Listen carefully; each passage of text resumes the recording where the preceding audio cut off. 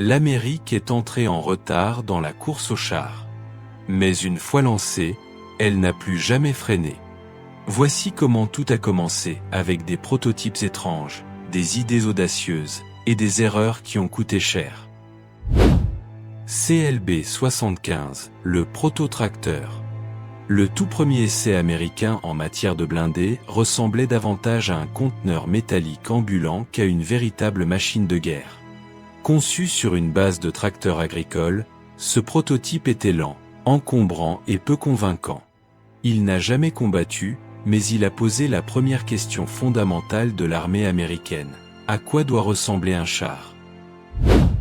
Holt GAS électrique, l'hybride avant l'heure. Étonnamment visionnaire pour son époque, ce char fonctionnait à l'énergie hybride bien avant que ce concept n'existe dans l'automobile civile. Son système électrique offrait une motorisation silencieuse et prometteuse. Malheureusement, son poids colossal le transformait en bourbier dès que le terrain devenait boueux. La Grande Guerre l'a rejeté avant même qu'il puisse prouver sa valeur. Skelton Tank, l'armure faite d'air. Construit principalement à partir de tuyaux en fer, ce char avait l'apparence d'un squelette géant en mouvement. L'idée était brillante, réduire le poids au maximum pour franchir les tranchées larges sans s'embourber. En pratique, cette structure ouverte offrait une protection quasi nulle. Les ingénieurs avaient résolu un problème, mais en avaient créé un autre bien plus grave. Ford 3 tons M1918, le char à la chaîne. Conçu comme une arme de masse économique, ce petit blindé devait envahir le champ de bataille en nombre écrasant, tel un SM mécanique. Léger, bon marché, facile à produire, Ford appliquait la philosophie de la Model T à la guerre.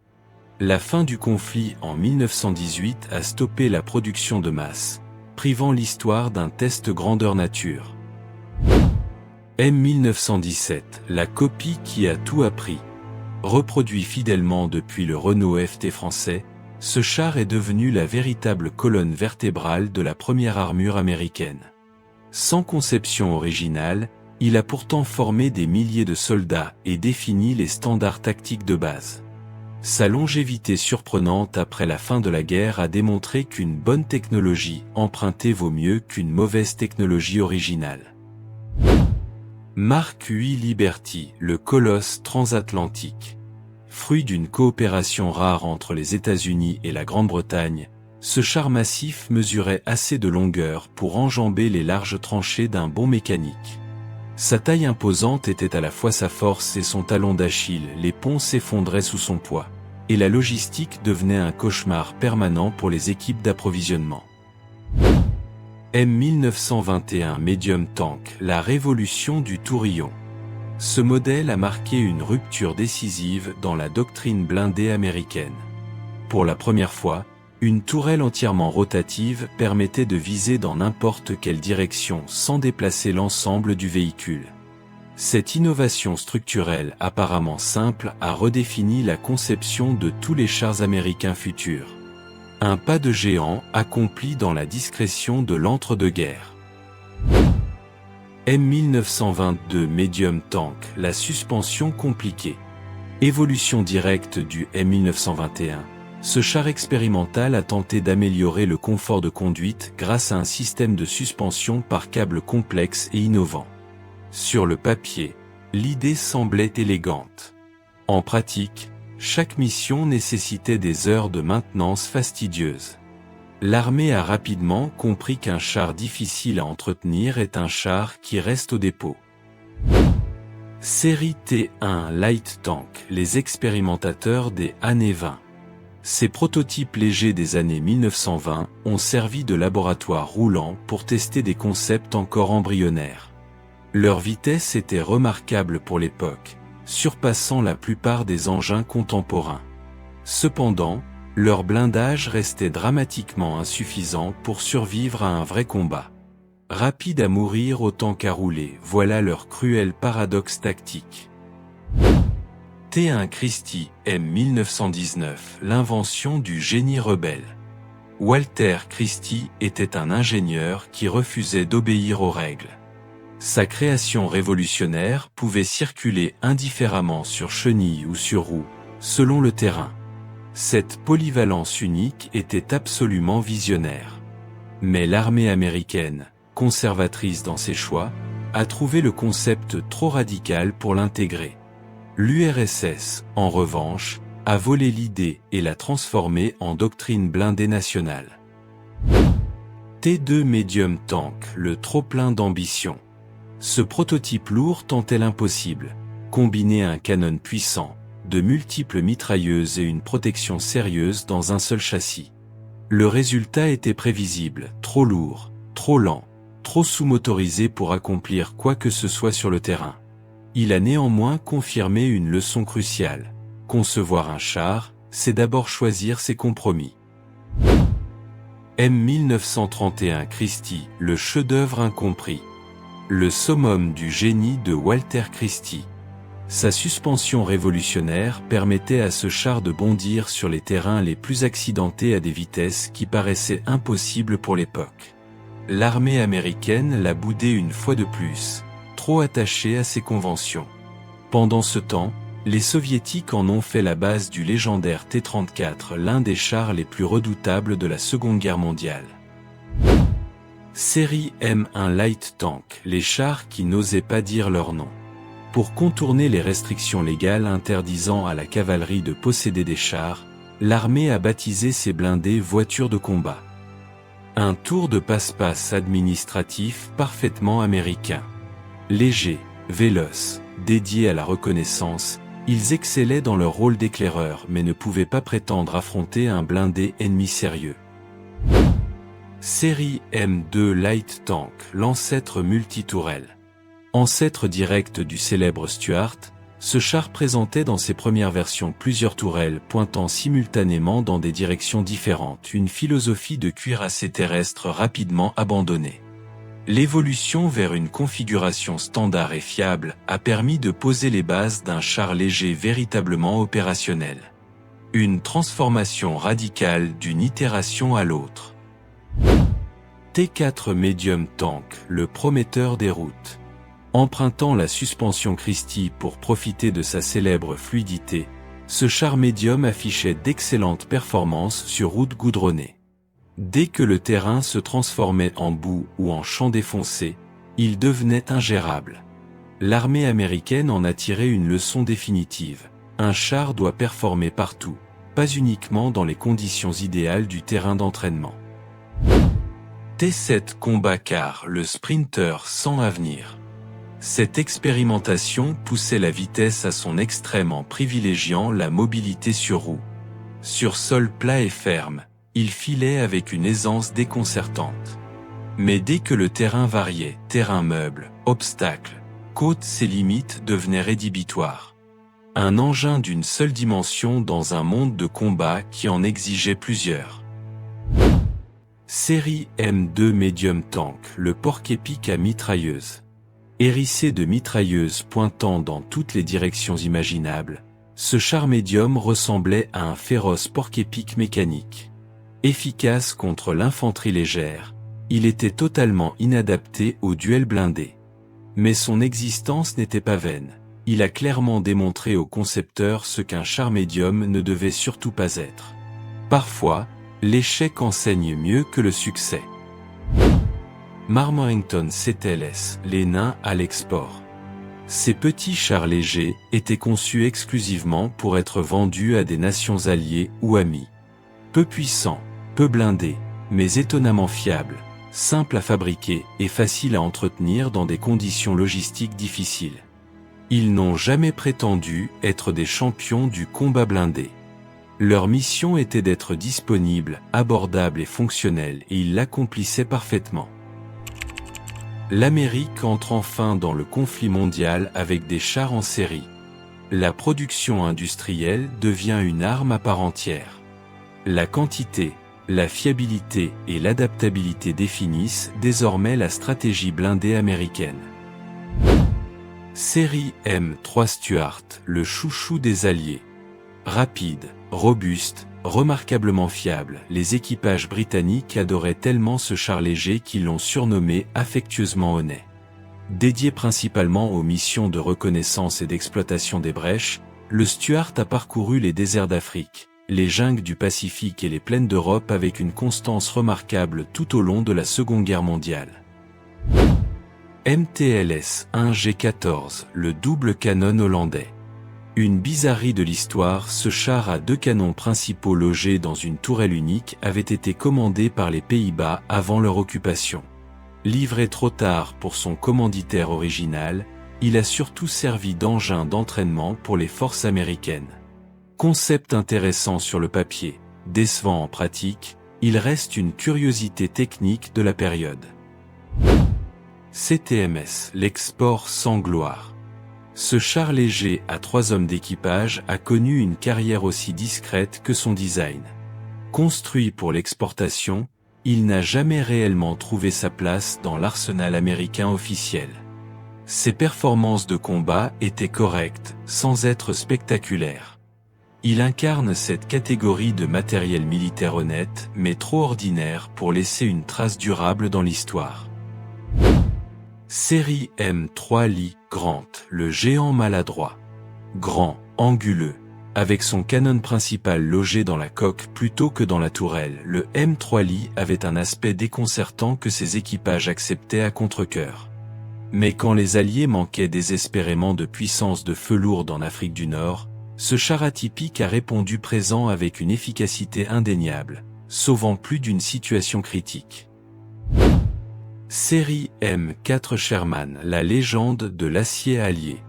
Ni le plus puissant, ni le mieux blindé de son époque et pourtant, le Sherman a remporté la guerre. Sa fiabilité mécanique légendaire, sa facilité de réparation sur le terrain et sa production industrielle phénoménale en ont fait l'épine dorsale absolue de la victoire alliée. Produit en dizaines de milliers d'exemplaires, il était partout où la bataille l'exigeait. Série M6 Heavy Tank, le géant trop lourd.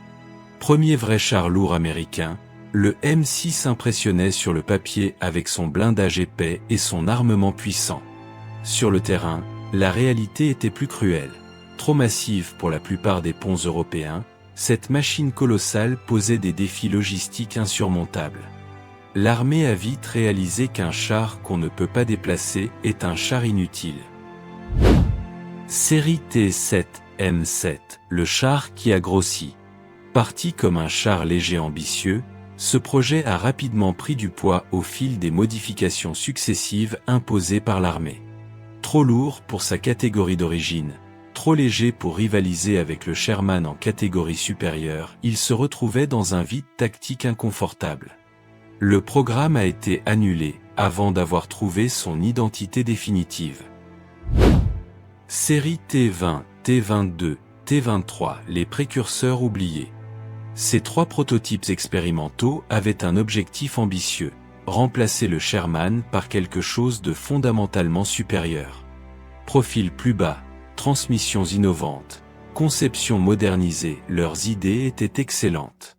Aucun n'est entré en production de masse, mais leurs innovations techniques ont directement alimenté la génération suivante de blindés américains de la guerre froide. Série M5 Stuart, la seconde jeunesse. Version améliorée du Stuart original, ce char léger adoptait 2 moteurs Cadillac couplés offrant une puissance et une fiabilité accrues. Sa vitesse exceptionnelle lui permettait de maintenir son utilité opérationnelle même lorsque les blindés plus lourds dominaient le champ de bataille.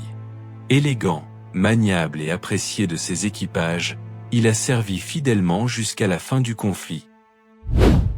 M22 Locust, le parachutiste blindé.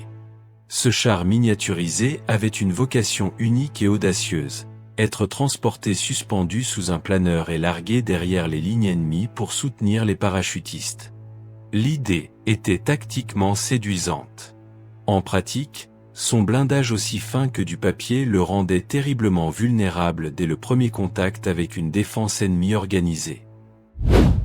T-14 Heavy Tank, le projet abandonné.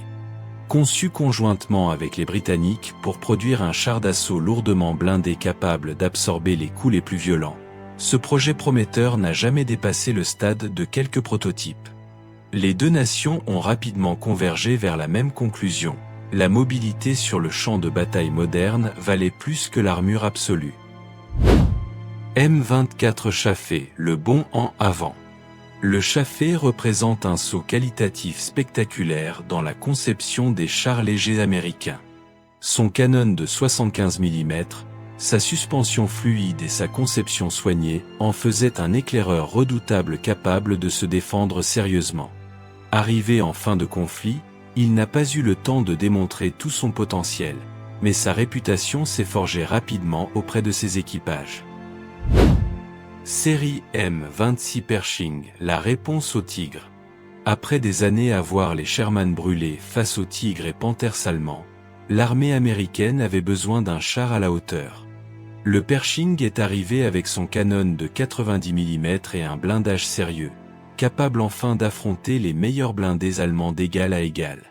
Il est arrivé tard dans la guerre, mais il a imposé le respect immédiatement. T26E4 Super Pershing, l'excès de puissance. Variante expérimentale du Pershing, ce char embarquait un canon surdimensionné censé percer n'importe quel blindage ennemi existant. Le problème était évident, l'arme était si lourde qu'elle déséquilibrait dangereusement l'ensemble du véhicule. Un seul exemplaire a combattu en Europe, prouvant à la fois la puissance brute et les limites d'une conception poussée à l'extrême. T28, T95 Super Heavy Tank, la forteresse roulante. Moins un char qu'un bunker mobile, ce mastodonte nécessitait 4 ensembles de chenilles jumelées pour supporter son blindage épais au point d'être quasi impénétrable. Sa vitesse maximale était pathétique. Sa logistique, cauchemardesque. Mais derrière ces plaques d'acier massives se cachait une philosophie militaire.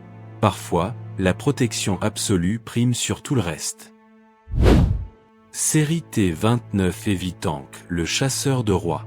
Conçu spécifiquement pour neutraliser les redoutés King Tiger allemands, ce char massif embarquait une tourelle monumentale abritant un canon dévastateur.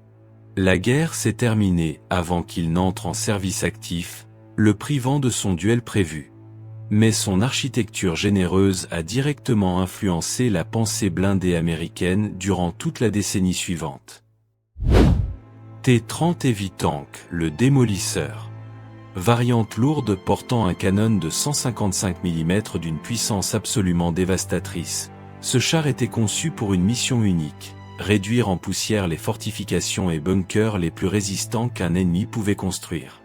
Sa puissance de feu brut était sans équivalent dans l'arsenal américain de l'époque, mais sa taille colossale le rendait difficile à déployer stratégiquement. Série T32 Heavy Tank, le Pershing musclé. Partageant de nombreux composants avec le Pershing pour simplifier la logistique, le T32 représentait une montée en puissance significative. Son blindage considérablement renforcé et son canon longue portée lui conféraient des capacités de sniper blindé exceptionnelles. Un Pershing qui aurait passé des années à la salle de musculation, plus lourd, plus protégé, plus dangereux à distance. T34 Heavy Tank, le dernier des lourds.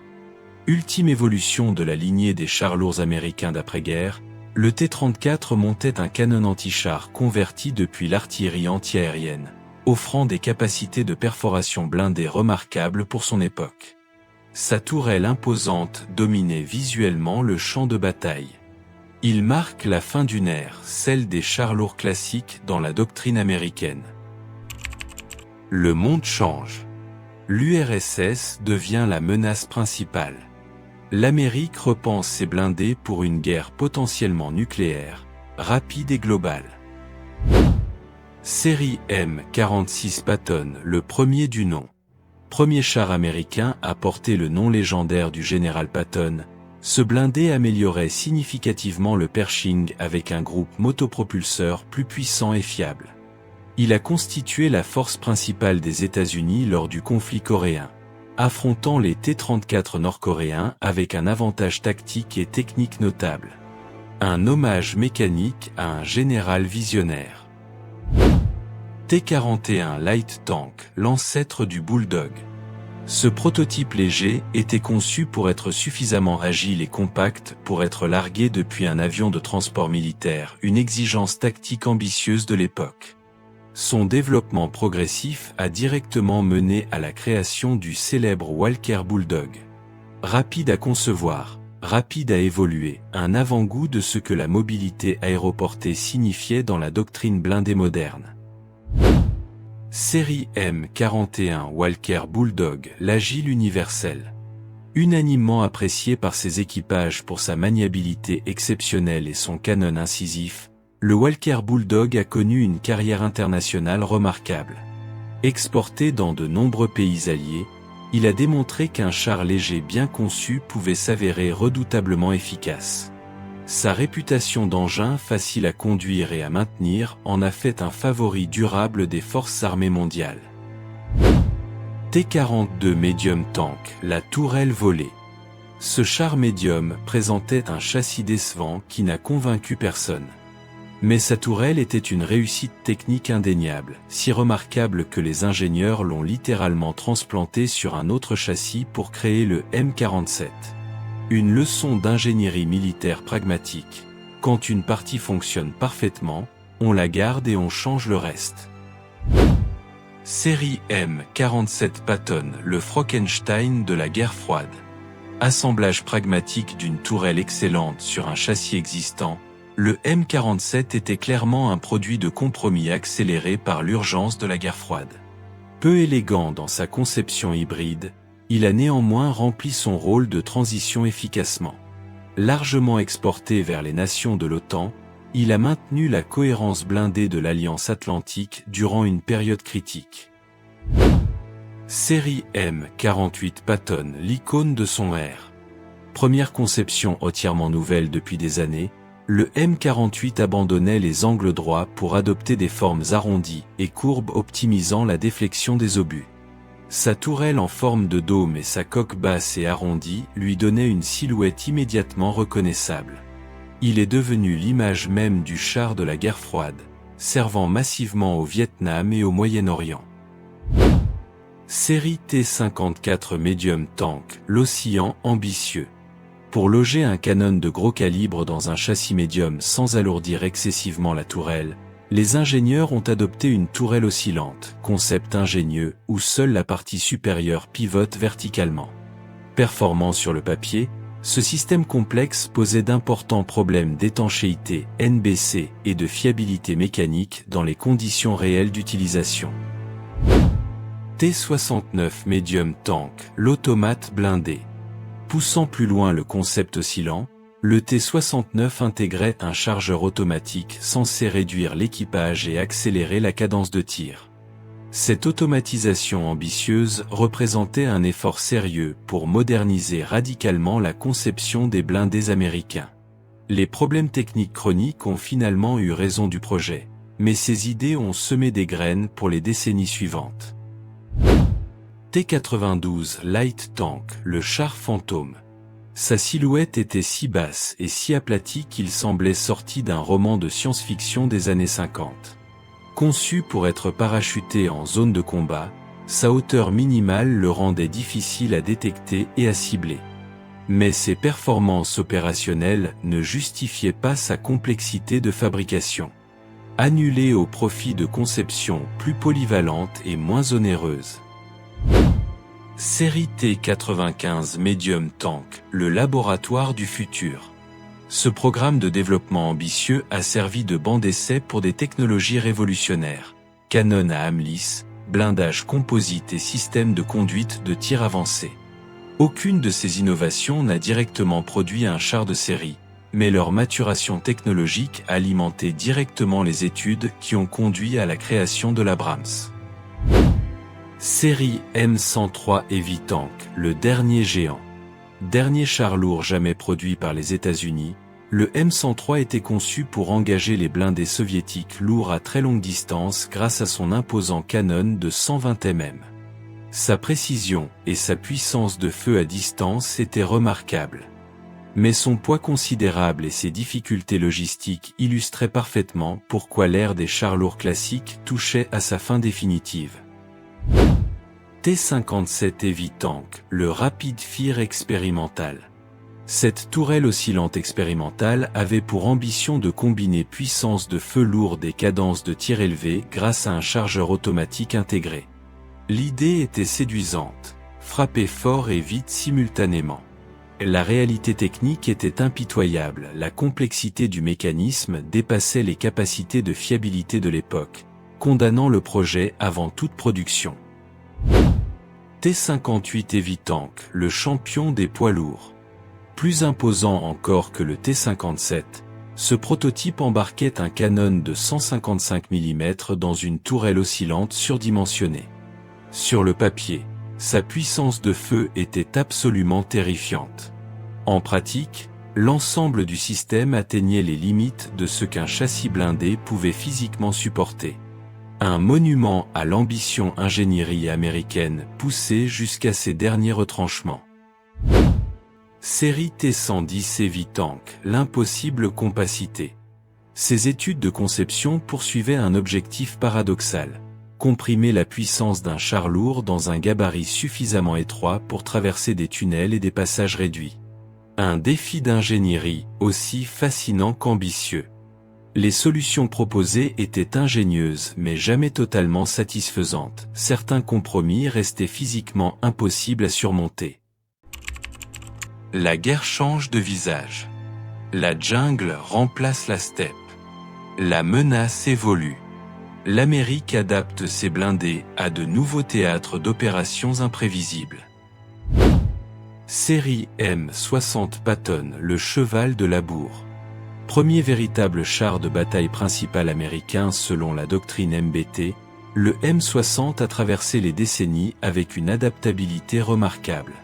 Actualisé en permanence au fil d'innombrables programmes d'amélioration, il a servi sur tous les continents et dans tous les types de conflits. Sa carrière opérationnelle exceptionnellement longue témoigne d'une conception fondamentalement solide et évolutive.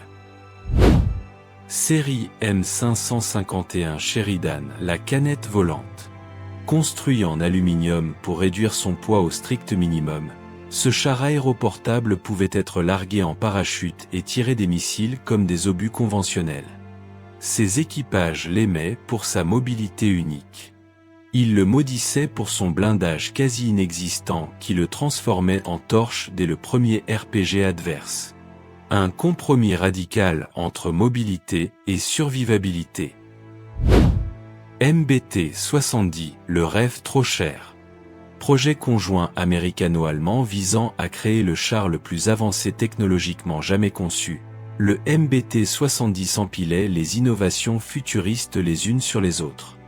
Suspension active, chargeur automatique, optique révolutionnaire, tout était exceptionnel, sauf le prix. Les coûts ont explosé à des niveaux insoutenables, forçant les deux nations à abandonner leur vision commune.